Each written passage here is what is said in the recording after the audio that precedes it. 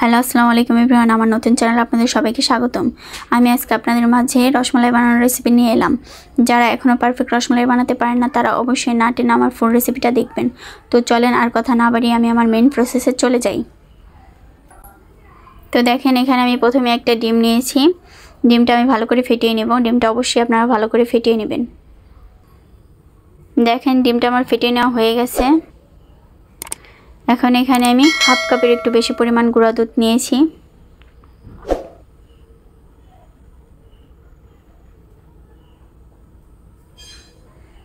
তারপর হাফ চামচ পরিমাণ বেকিং পাউডার দিয়েছি। বেকিং পাউডারের পরিমাণটা আপনারা অবশ্যই একটু কম রাখবেন, বেশি পড়লে রসমালাইগুলো ভেঙে যাবে। তারপর এখানে আমি রেগুলার রান্নার তেল দিয়ে দিচ্ছি 2 চামচ পরিমাণ। আপনাদের কাছে ঘি থাকলে ঘি দেবেন, তবে ঘিটা অপশনাল, এটা তেল দিয়েও করা যাবে।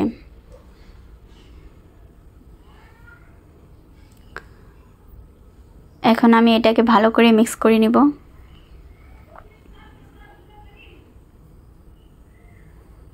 ঠিক এরকম টাইপের হলে এটার ভিতর ডিম দিয়ে দিবেন।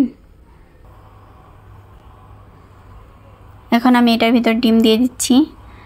ডিমটা অল্প অল্প করে দিব। ডিমটা আপনারা অবশ্যই অল্প অল্প করে দিবেন, একবারে ঢেলে দিবেন না, তাহলে দুধের পরিমাণে ডিমটা বেশি হয়ে যেতে পারে।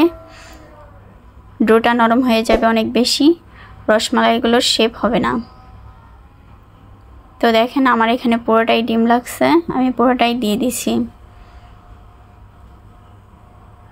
এখন এভাবে মেখে নেব। এই ডোটা একটু নরমই হবে, বেশি শক্তও হবে না, বেশি নরমও হবে না, ঠিক এরকম আঠালো টাইপেরই হবে। এরকম আঠালো হলে বুঝবেন আপনার রসমালাইয়ের ডোটা পারফেক্ট হয়েছে। এখন এটাকে আমি 5 মিনিট রেস্টে রাখবো।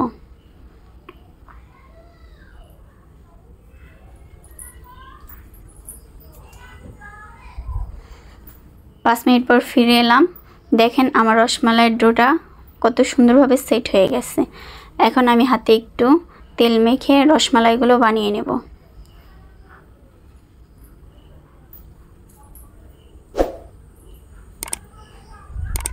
দেখেন এভাবে আমি সবগুলো রসমালাই বানিয়ে নেব। এটা মাথায় রাখবেন, রসমালাইগুলো বানানোর সময় বেশি চাপ দিবেন না, এটি বেশি চাপ দিলে ভেতরে শক্ত থাকতে পারে, এটা ফুলবে না। এভাবে আমি সবগুলো রসমালাই বানিয়ে নিচ্ছি। দেখেন আমার রসমালাইগুলো বানিয়ে নেওয়া হয়ে গেছে। এবার যাব রসমালাই শিরা বানানোর জন্য। শিরা বানানোর জন্য আমি প্রথমে এই চুলায় একটা প্যান বসিয়ে নিচ্ছি। তারপর এখানে হাফ লিটার পরিমাণ দুধ দিয়েছি।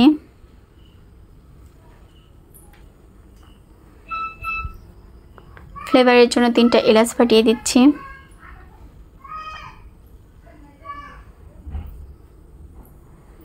হাফ কাপ পরিমাণ চিনি দিয়েছি। আপনাদের যেমন পছন্দ মিষ্টি তেমন দিতে পারেন। এখন এটাকে ঢেকে কিছুক্ষণ জাল করে নেব। দেখেন আমার জাল করে নেওয়া হয়ে গেছে। এখন আমি এটার ভিতরে রসমালাইগুলো দিয়ে দিব। রসমালাইয়ের শিরাটা আপনারা বেশি ঘন করবেন না, মানে এই দুধটা বেশি ঘন করবেন না। এই দুধটা বেশি ঘন করলে এই শিরাটা রসমালাইয়ের ভিতরে যাবে না, রসমালাইটা ফুলবে না। তো দেখেন আমার এখানে 2-3টা বলক চলে আসছে। তারপর আমি রসমালাইগুলো দিয়ে দিচ্ছি। আপনারাও 2-3টা বলক চলে আসলে রসমালাইগুলো দিয়ে দিবেন। এখন আমি এটাকে ঢেকে 5 মিনিট জাল করে নেব। 5 মিনিট পর আপনাদেরকে আমি দেখাই দিচ্ছি এটা কত সুন্দর ফুলে ডাবল হয়ে গেছে। এখন এটাকে আমি আরও কিছুক্ষণ জাল করে নেব।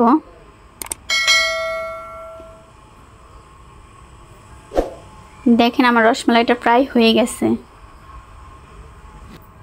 সো ফাইনালি রসমালাইটা আমার হয়ে গেছে।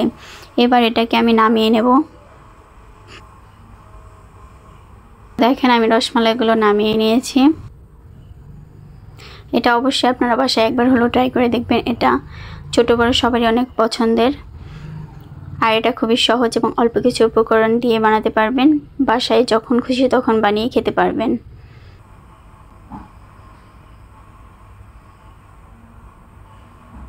দেখেন আপনাদেরকে আমি দেখিয়ে দিচ্ছি আমার রসমালাইটা কত সুন্দর সফট হয়েছে। ভেতরে একটু শক্তও নাই বা আমার রসমালাইটা ভেঙেও যায়নি। আমার ভিডিওটি ভালো লাগলে অবশ্যই একটা লাইক কমেন্ট শেয়ার করবেন। আর এতক্ষণ যারা আমার ফুল রেসিপিটা দেখছেন আর যারা আমার চ্যানেলটি সাবস্ক্রাইব করছেন তাদেরকে অসংখ্য ধন্যবাদ। এরকম নতুন নতুন ভিডিও পেতে আমার চ্যানেলটিতে চোখ রাখুন। আর যারা আমার চ্যানেলটি সাবস্ক্রাইব করেন নাই তারা অবশ্যই আমার চ্যানেলটি সাবস্ক্রাইব করবেন এবং পরবর্তী নোটিফিকেশনের জন্য পাশে থাকা বেল বাটনে ক্লিক করে রাখবেন। আল্লাহ হাফেজ। Subscribe now and press the bell icon. Never miss an update from Tips Official.